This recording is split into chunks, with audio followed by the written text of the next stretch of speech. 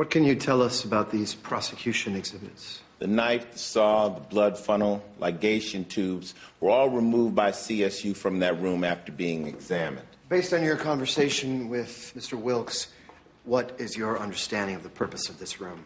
He told me he wanted to torture a young boy to death in there. No further questions.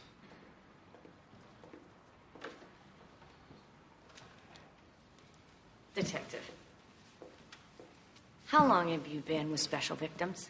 14 years. How many pedophiles have you arrested? Hundreds. You've processed hundreds of crime scenes. How unusual is it to come across one where there's no evidence of an actual crime?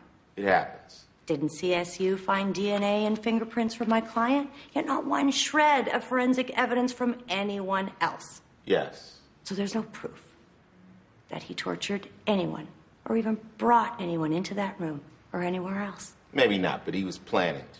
Well, we can't know that for sure. Can we? Detective, when you interrogated my client, you told him you also needed an outlet due to the strains of your job. Was that true? No. So you were lying, sharing a fantasy to get a reaction.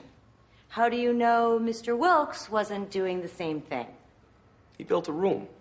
Which no one else was ever in.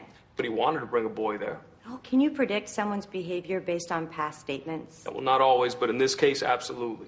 Oh, really? Could anyone have predicted that you would have snapped one night and gone after 3 boys with a baseball bat? They came after me. They sprayed my house with bullets. Objection! Withdrawn. In my work as a forensic psychiatrist, I evaluate victims and sex offenders. By offenders, you mean violent, sadistic criminals who inflict lasting damage on helpless victims, right? Sometimes. And you would put my client in that category? In terms of his intentions, yes. In terms of his intentions. Doctor, isn't the difference that my client hasn't actually committed a crime? Objection, Your Honor. Sustained. Please limit your questions to the witness's area of expertise. Of course.